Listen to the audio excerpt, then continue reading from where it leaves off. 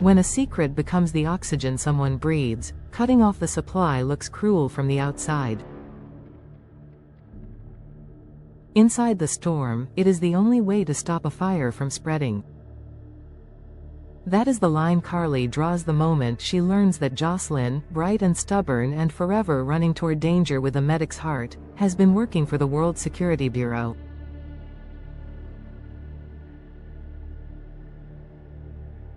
Not just working, recruited, courted, and carefully reshaped by Brennan, the Bureau's favorite architect of leverage. The revelation doesn't arrive as a dramatic confession. It slinks in through the ordinary, a careless file name, a tone in a late-night call, a pattern of disappearances paired with a new fluency in evasive answers. By the time the truth has a name, Carly has already tasted it, and her jaw is set. Love makes fools, it also makes tacticians. She locks the door. Carly does not slam or shout. She acts. The room becomes a safe house and a cell in the same breath. She removes the phone and the laptop without speeches, leaving only the hum of the air vent and the flat stare of a blank wall. Her hands are steady because the stakes leave no room for tremors. Josslyn protests because of course she does. She has learned to frame courage as duty and bravery as independence, and to her mother's sudden barricade feels like betrayal. But beneath the argument is something older, a history of Carly's instinct to put her body between her child and a moving train. If the train is Brennan in a suit rather than a bullet in the air, the physics are the same. Block. Hold. Absorb the impact. The origin of this mess lies in a particular genius Brennan has cultivated. He never invites recruits into a life of espionage, he invites them into a story about themselves. With Josslyn, he didn't pitch secrecy or glamour. He pitched purpose. He spoke to the gap she felt when truth and justice refused to line up, to her quiet fury at institutions that betrayed patients or communities for power. He let her believe that the WSB could be a scalpel in clumsy hands, and he told her she could be the one to guide the cut. He dressed his interest as mentorship, his surveillance as concern. He never had to lie, he just reframed. Over time Josslyn learned drop points and dead inboxes, learned to mask concern inside bland messages and tack apologies behind jokes. Each step was small enough to feel reasonable. All of them together led her here. Locked inside the room, Joss paces a path into the carpet, counting tiles as if numbers could negotiate with the door. Rage arrives first. It smolders hot and personal. How dare her mother reduce her to a disobedient teenager when she is carrying secrets that could fold a city? Then shame comes, dragging questions. If her cause is righteous, why does it need to be hidden in the dark? She thinks of Brennan's voice, the way he turned risk into a test she'd already passed, the way he made fear sound like proof she was moving in exactly the right direction.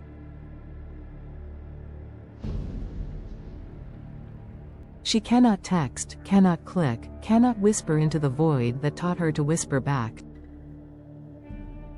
She presses her palms to the wood and feels the stubbornness of the grain. Beyond it, she knows, is Carly's silhouette, immovable, imperfect, and hers. Carly spends those first hours neither apologizing nor explaining. She moves through the house in purposeful circles, choosing the tools of a mother's war: a thermos of water, a tray of food, a folded blanket, a chair pulled beneath the doorknob to remind herself not to open without thought.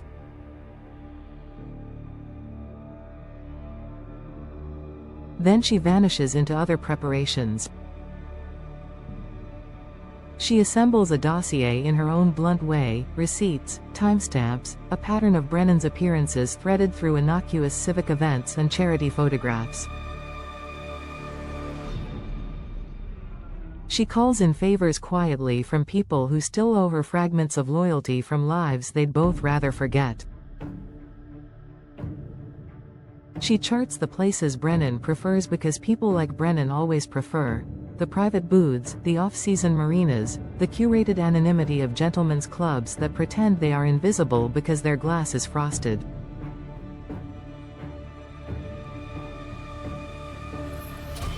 Carly is not a spy, but she has survived them. Survival has its own intelligence. The choice to confront Brennan is not rash but clean. She knows the Bureau thrives on slow attrition, on the everyday erosion of boundaries. She decides to interrupt the process like a lightning strike. The night she leaves, the city is wet and reflective, shop windows blinking like sober eyes. She doesn't bring a weapon. The weapon is the information she has mapped and the one truth that will never lose its edge: Josslyn is her daughter.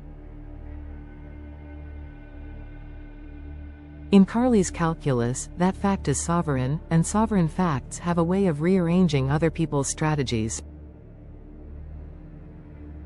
Brennan is where she expects him to be, not the most obvious location, but the one that flatters his appetite for discretion. He has never been a villain who needs an audience.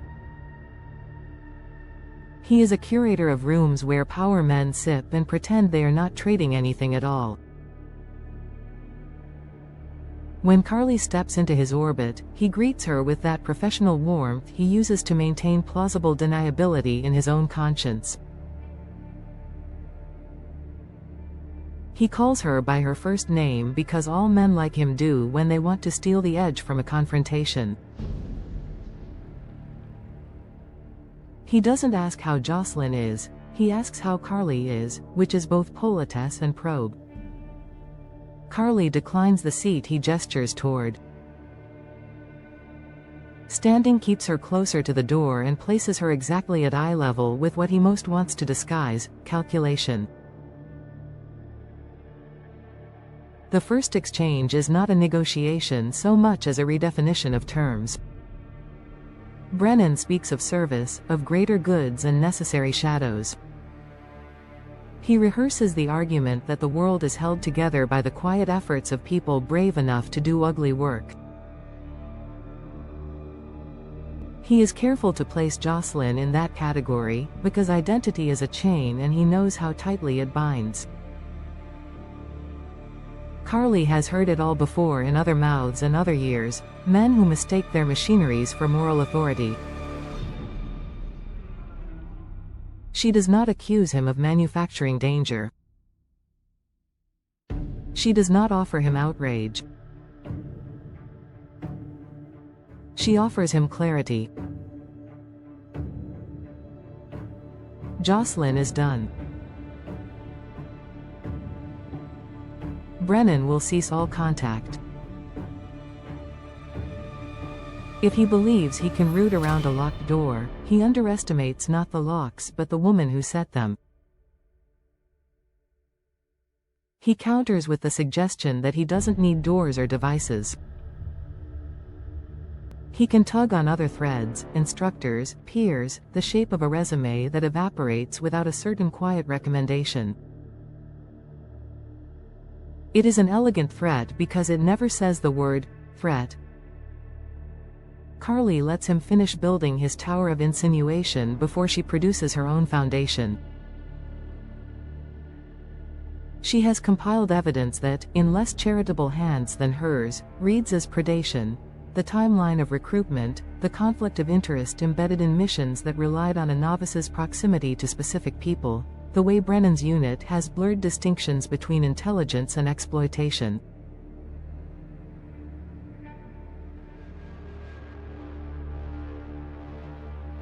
She hasn't sent it anywhere yet. But she has drafted the cover letters, and she knows exactly which oversight bodies, not the headline-chasing ones, but the ones that hate embarrassment, will be most incensed by the smell of liability. This is Carly's advantage. She is not playing to win a courtroom. She is playing to ruin a comfort. Bureau men can absorb scandal, but they cannot abide unpredictability. Brennan weighs the information in the elegant stillness of someone trained to make decisions without the bleed of emotion. He imagines the people whose job is to imagine risks. He calculates whether Josslyn is valuable enough to fight over given the heat that a public complaint could generate, even if it dies in committee. He pictures the email arriving at the wrong staffer on the right day and turning into a leak. He sees his own name in someone else's mouth. Then he does what men like him do when a piece suddenly looks more expensive than it is useful. He pretends to be magnanimous and frames retreat as a reward. For Josslyn's sake, he says, he will disengage. For the greater good, of course. Promises from people like Brennan are never secured by their words, they are secured by their incentives. Carly knows this, so she sets a fuse that keeps her leverage alive.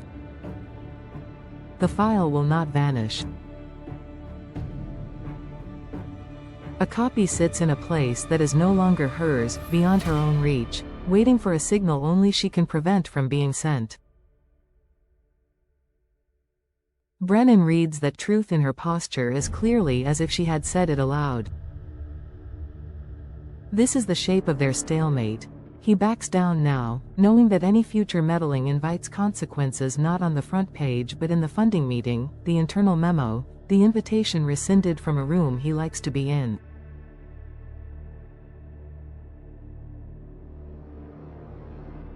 It is an ending stitched with the awareness that endings in their world are always provisional. At home, the locked door remains locked until Carly turns the key. She does not open it with a grand pronouncement. She opens it with an exhaustion that looks like calm. The furniture inside is exactly where Josslyn left it, which is to say not where it began. Food has been eaten. A blanket has been shoved into a shape that holds the outline of a body curled tight against thought. The absence of a phone has made the room loud with memory.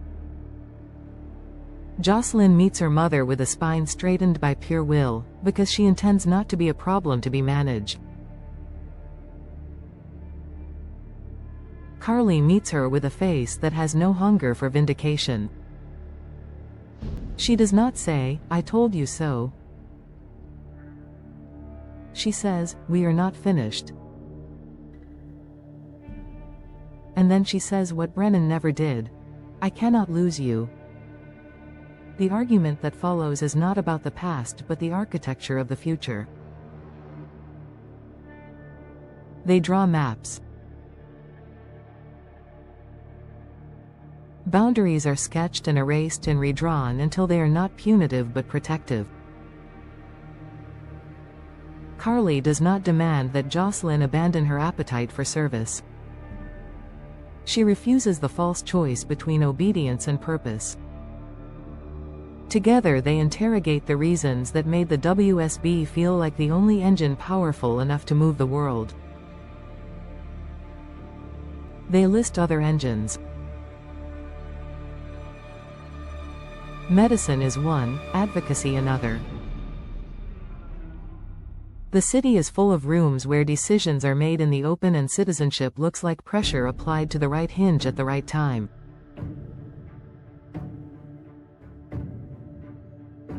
Josslyn resists because the rush of secrecy has been a companion, and she will grieve it like a relationship. But grief, too, can be honest if someone names it kindly. Carly names it and waits. None of this takes the danger away. It changes its texture.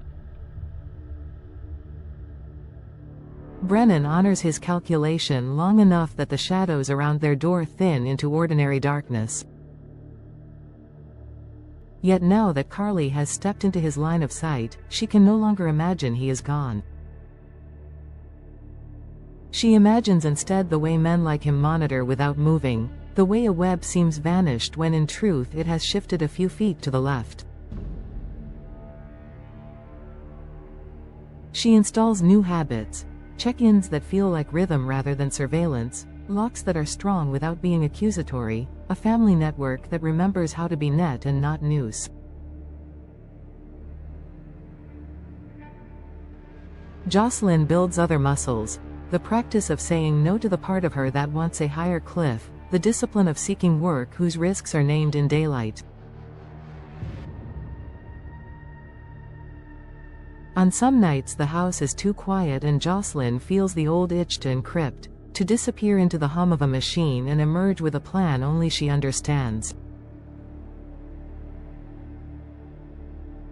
On those nights, she sits with a pen instead, because ink forces thoughts to live in a world that can be held. She writes the things she cannot text.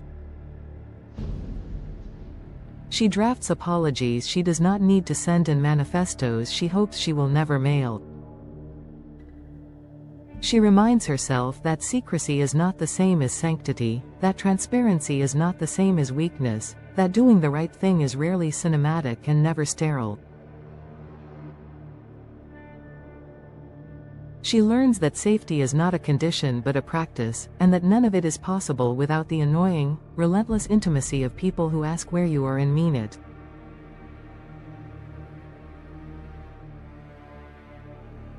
Brennan goes on playing his long game, which is to say he begins 3 new ones. He reallocates assets and builds new myths around other recruits with other hungers. He does not reach for Josslyn again, not because he is afraid of Carly's file, but because he respects the logic that led to his retreat, the cost-benefit analysis that keeps the machine running.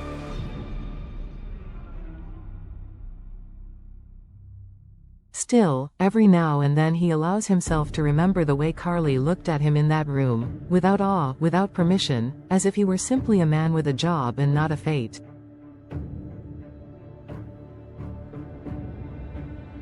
He hates that memory a little. He respects it more than he hates it. It keeps him sharper than pride would have. In the end, nothing explodes and no one bleeds. The drama lives where it always lives in families like this, in the choices that keep being made after the moment that would have made a good headline.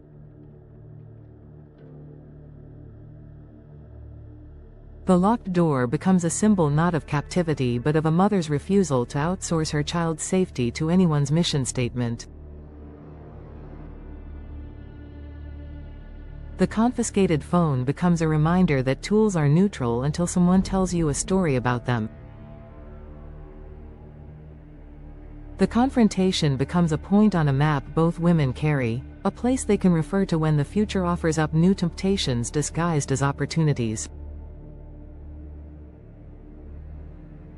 Josslyn learns to distrust men who sell salvation in acronyms. Carly relearns the art of letting a grown daughter walk past her with a set of keys in her own palm. Port Charles keeps its secrets because cities always do. But in one house, a door has a new lock and an older history. In one mother's chest, there is relief braided with vigilance. In one young woman's mind, there is a new definition of courage that does not require the applause of the clandestine. The bureau fades from the front of their lives, replaced by the quieter work of being present and accountable. If Brennan is out there watching from some pane of glass, he is watching two people who have learned how to watch back. That is the final recalibration, not dramatic enough for the evening news but potent enough to change trajectories. The recognition that power hunts in isolation and loses interest when community closes ranks.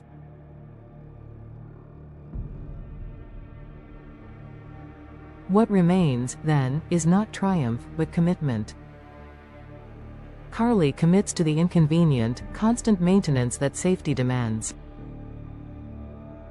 Josslyn commits to a path that risks less glamour and more grit, where results look like patients who wake up and policies that bend a fraction closer to mercy. The world, in all its untidiness, does not thank them, and it does not owe them thanks.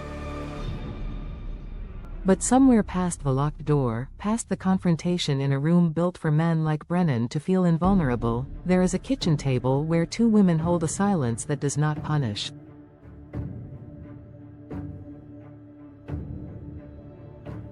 It is the kind of silence that comes after truth has been spoken and before the next ordinary day begins. That is where the story lands, not with a bang, but with the steadier sound of a life reclaimed, minute by minute, on purpose.